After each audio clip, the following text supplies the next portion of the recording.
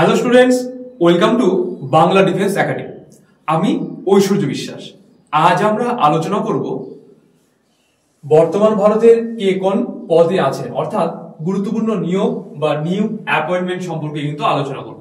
আজ শুক্রবার আমাদের পলিটি ক্লাসের কিন্তু এই সময়টায় করানো হচ্ছে, কারণ আমরা সেই টপিকগুলোকে এখন টার্গেট করছি যেগুলো থেকে এসএসসি জিডি তে প্রশ্ন আসে। ঠিক আছে, তো এই টপিকটা খুবই গুরুত্বপূর্ণ, তোমরা ভিডিওটি স্কিপ না করে পুরোপুরি দেখবে। এছাড়াও তোমরা যারা আমাদের চ্যানেলে একদমই নতুন, যারা এখনো চ্যানেলটিকে সাবস্ক্রাইব করোনি, তারা দেরি না করে এক্ষুনি চ্যানেলটিকে সাবস্ক্রাইব করে পাশে থাকা বেল আইকনটিকে প্রেস করে রাখবে চ্যানেলের সমস্ত নতুন আপডেট সবার আগে পাওয়ার জন্য। আচ্ছা, এবার এই যে পিডিএফটা, এটা তোমরা টেলিগ্রামে পেয়ে যাবে 24 ঘন্টার মধ্যে। আগের দিনের পিডিএফটা তোমাদেরকে এখনো দেওয়া হয়নি। সেটা হচ্ছে যে পিডিএফটা ছিল, সেটা হলো কেন্দ্রীয় সরকারের যে প্রকল্প বা যোজনাটা, সেই প্রকল্পটা তোমরা আজকেই পেয়ে যাবে। সন্ধে এখন 7টা বাজে, তো ওই সন্ধ্যা রাত 9টার মধ্যে তোমরা আগের দিনের পিডিএফটা পেয়ে যাবে। আমার একটু শারীরিক অসুস্থতার জন্য আমি কয়েকদিন ধরে সোশ্যাল মিডিয়াতে সেরকম অ্যাক্টিভ ছিলাম না, সেজন্য কিন্তু দেওয়া হয়ে ওঠে। ঠিক আছে, তো আজকে তোমরা পেয়ে যাবে রাত 9টার মধ্যে আগের দিনের পিডিএফটা। ঠিক আছে, তো চলো একবার রুটিনটা বলে দেই। আজ যেহেতু শুক্রবার ক্লাস কিন্তু কি হচ্ছে, পলিটি ক্লাসের সময় আজকে আমরা এই গুরুত্বপূর্ণ নিয়োগের ক্লাসটি করছি। এছাড়াও সপ্তাহের প্রত্যেকটা দিনই কিন্তু ক্লাস আছে, শুধু শুক্রবার সকালেই ক্লাস থাকে না, বাদ বাকি প্রত্যেক দিনই ক্লাস আছে। তোমরা অবশ্যই আশা রাখবো সেই ক্লাসগুলো তোমরা দেখছো, তাই না? আচ্ছা, আর এছাড়াও তোমরা যারা এখনো জানো না যে আমাদের যে ওয়েবসাইট www.5erpathshala.com, এই ওয়েবসাইটে কিন্তু প্রতি রবিবার সকাল 10টা থেকে রাত 10টা পর্যন্ত মক টেস্ট নেওয়া হয়। এবার এই মক টেস্টটা তোমরা যদি অ্যাটেন্ড করো, এই যে আর 8-10 দিন আছে পরীক্ষার, এই 8-10 দিনের মধ্যেও কিন্তু তোমরা নিজেকে অনেকটা ইমপ্রুভ করতে পারবে। এমনকি নিজের খামতিগুলো বা কমতিগুলো বুঝতে পারবে। সেখান থেকে যদি সেই 8-10 দিনও যদি সেটাকে বেশি করে এফোর্ট দেওয়া যায়, তাহলে কিন্তু কয়েকটা নাম্বারও বেশি চলে আসবে। অবশ্যই তোমরা এই মক টেস্টটা দাও, আর এই মক টেস্টের রেজাল্ট কিন্তু প্রতি সোমবার সকাল 10টার মধ্যে কিন্তু ওয়েবসাইটে প্রকাশ করা থাকে। ঠিক আছে, এবার তোমরা এই মক টেস্টে যারা এখনো পরীক্ষা দেওনি, তারা তো জানো না কিভাবে দিতে হবে। এই জন্য কিন্তু একটা সেপারেট ভিডিও চ্যানেলে দেওয়া রয়েছে, সেখান থেকেও চাইলে তোমরা সেই ভিডিওটা দেখে নিয়ে তারপর মক টেস্ট অ্যাটেন্ড করতে পারো এই www.5erpathshala.com এই ওয়েবসাইটে গিয়ে। তো চলো দেখে নিই। বর্তমান অর্থাৎ 15তম রাষ্ট্রপতি দ্রৌপদী মুর্মু। এরপর দেখো রয়েছে বর্তমান অর্থাৎ 14তম উপরাষ্ট্রপতিকে জগদীপ ধনকর। 3 নম্বর দেখো রয়েছে বর্তমান প্রধানমন্ত্রী অর্থাৎ আমাদের নরেন্দ্র মোদী, তাই তো? আর সুপ্রিম কোর্টের বর্তমান অর্থাৎ 51তম প্রধান বিচারপতি সঞ্জীব খান্না। ধনঞ্জয় ওয়াই চন্দ্রচূড়, তারপরে পরবর্তীতে কিন্তু এই সঞ্জীব খান্না তিনি কিন্তু সুপ্রিম কোর্টের বর্তমান প্রধান বিচারপতি হিসেবে শপথ বাক্য পাঠ করেছেন, তাই তো? আচ্ছা, এবার তোমরা চাইলে স্ক্রিনশটও করে রাখতে পারো, কিংবা যদি পিডিএফ চাও তাহলে অবশ্যই আগের দিন তোমরা যেমন করে কমেন্ট করে পিডিএফ চেয়েছিলে, তারাও আজকে অবশ্যই কমেন্ট করে জানাও, তাহলে কিন্তু আমি পিডিএফটা তোমাদেরকে প্রোভাইড করব। দেখো নেক্সট কি আছে, মুখ্য নির্বাচন কমিশনার রাজীব কুমার। ঠিক আছে, ভারতের মুখ্য নির্বাচন কমিশনার বর্তমান রয়েছে রাজীব কুমার। 6 নম্বর দেখো চিফ ইনফরমেশন কমিশনার হীরালাল সামিলাইয়া, তিনি ভারতের চিফ ইনফরমেশন কমিশনার। এরপরে দেখো রয়েছে সেনাপ্রধান উপেন্দ্র দ্বিবেদী, ভেরি ভেরি ইম্পর্টেন্ট সেনাপ্রধানটা। ঠিক আছে, 8 নম্বরে রয়েছে দেখো বায়ুসেনার প্রধান। বায়ুসেনার প্রধান কে? অমরপ্রীত সিং, তিনি বায়ুসেনার প্রধান। নেক্সট দেখো নৌসেনার প্রধান। নৌসেনার প্রধান বর্তমানে রয়েছে অ্যাডমিরাল দীনেশ কে ত্রিপাঠী, তিনি ভারতের নৌসেনার প্রধান। এরপর আরবিআই এর গভর্নর কে? সঞ্জয় মালহোত্রা। শক্তিকান্ত দাস, তার পরবর্তীতে কিন্তু এই সঞ্জয় মালহোত্রা তিনি আরবিআই গভর্নর হয়েছেন, তাই তো?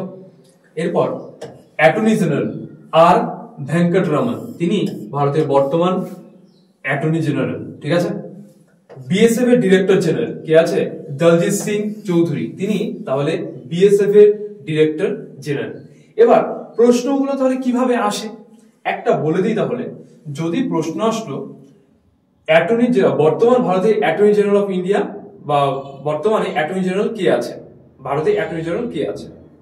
আচ্ছা, তাহলে অপশনে থাকলো আর ভেঙ্কটরামন, বি তে থাকলো দলজিৎ সিং চৌধুরী, সি তে থাকলো সঞ্জয় মালহোত্রা, ডি তে থাকলো অ্যাডমিরাল দীনেশ কে ত্রিপাঠী। তাহলে কি হয়ে যাবে, অপশন এ যদি থাকে এই আর ভেঙ্কটরামন, তাহলে অবশ্যই অপশন এ হয়ে যাবে আর ভেঙ্কটরামন। ঠিক আছে, এবার প্রশ্ন যদি একটু ঘুরিয়ে দেয়, এরকম করে আসলো প্রশ্ন যে দলজিৎ সিং চৌধুরী তিনি কোন পদে রয়েছেন, বা কি পদে, হ্যাঁ কোন পদে রয়েছে, এরকম করে আসলো।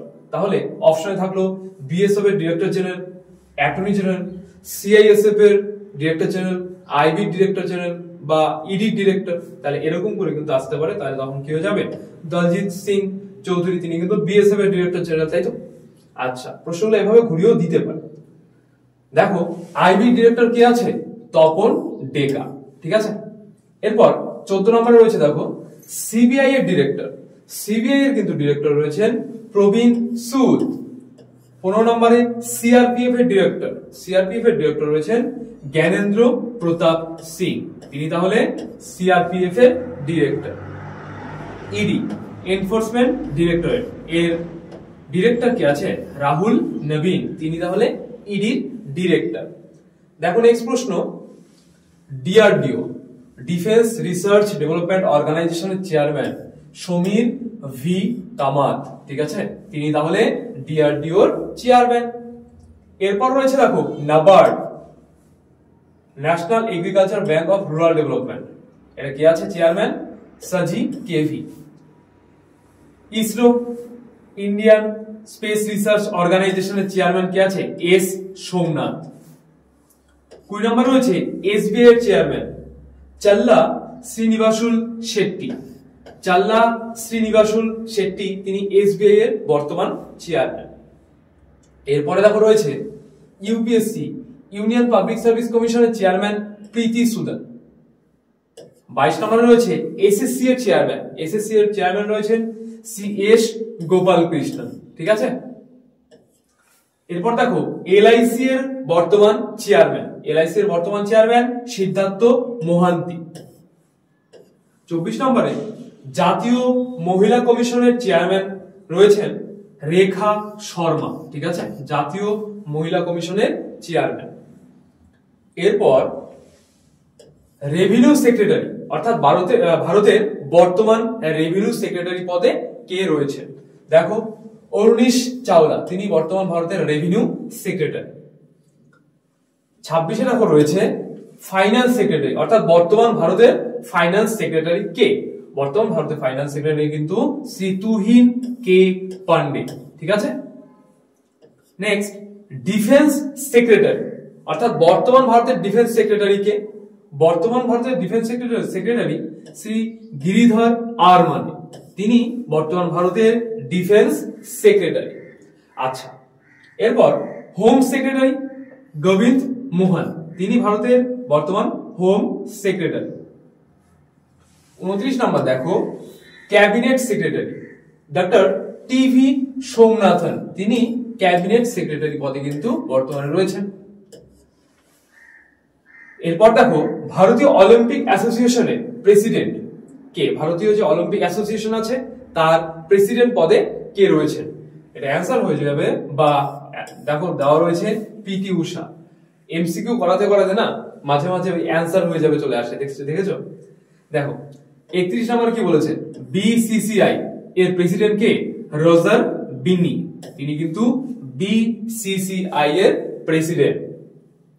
32-এ দেখো রয়েছে জাতীয় নিরাপত্তা উপদেষ্টা, এই জাতীয় নিরাপত্তা উপদেষ্টা পদে রয়েছেন অজিত কুমার দোভাল, তিনি তাহলে জাতীয় নিরাপত্তা উপদেষ্টা। তাহলে প্রত্যেকটা যে পদগুলো বা প্রত্যেকগুলো যে অ্যাপয়েন্টমেন্ট, প্রত্যেকটা খুবই গুরুত্বপূর্ণ, যতগুলো আলোচনা করা আছে সবগুলোই পরীক্ষায় আসার মতন, এক্সট্রা কোনো কিছু আলোচনা করা হয়নি। এই যে এখানে যতগুলো আছে, যতগুলো আমরা আলোচনা করব, আরো বেশ কিছু আছে, সেগুলো প্রত্যেকটাই কোনো না কোনো পরীক্ষাতে এসছে, সেগুলো থেকে কিন্তু ধারণা নাও। আর জিডিতেও এখান থেকে বহু প্রশ্ন কিন্তু আগেও এসছে।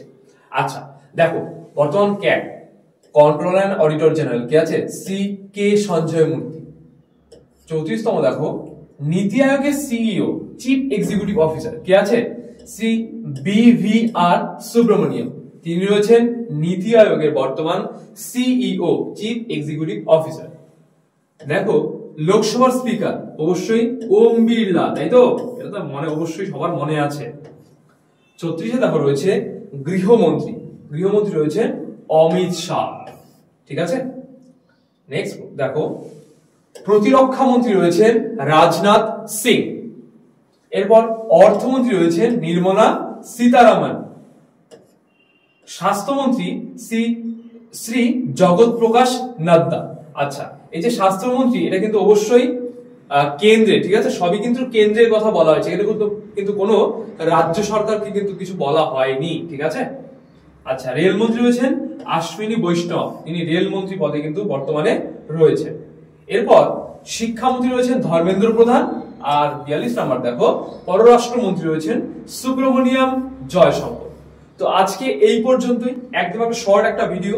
অবশ্যই এখানে যে এই যে 42টা নিয়োগ বা অ্যাপয়েন্টমেন্টের কথা এখানে বলা রয়েছে, এই 42টা তোমরা অবশ্যই পড়বে। ভিডিওটি কেমন লাগলো অবশ্যই কমেন্টসে জানাবে। কোথাও যদি বুঝতে অসুবিধা হয় বা কোথাও কোনো রকম সমস্যা থাকে তা কমেন্টসে জানাবে, আমরা অবশ্যই তা সলভ করে দেবো। ভিডিওটি ভালো লাগলে লাইক করবে, শেয়ার করবে, এবং যাদের প্রয়োজন, যারা এসএসসি জিডি প্রিপারেশন নিচ্ছে তাদেরকে অবশ্যই ভিডিওটি দিবে, যাতে তারা বুঝতে পারে যে এই যে নিয়োগ থেকে কিরকম টাইপের প্রশ্ন বা কিভাবে বা কোনগুলো নিয়োগ বেশি গুরুত্বপূর্ণ সেগুলো। কারণ অনেক কিছুই তো আছে সামনে, তাই না? তার মধ্যে থেকে স্পেশাল গুলোকেই পড়তে হবে, কারণ এই মুহূর্তে সময় কিন্তু একদমই নেই, ঠিক আছে। অনেকগুলো পড়ার থেকে কম পড়ে তাতে যদি কাজ হয় তাতে ক্ষতি কি, তাই না? তো সেগুলোই পড়বে যেগুলো ইম্পর্টেন্ট। তো ভিডিওটি তোমাকে শেষ পর্যন্ত দেখার জন্য অসংখ্য ধন্যবাদ। দেখা হচ্ছে আগামী নতুন কোনো ভিডিওতে।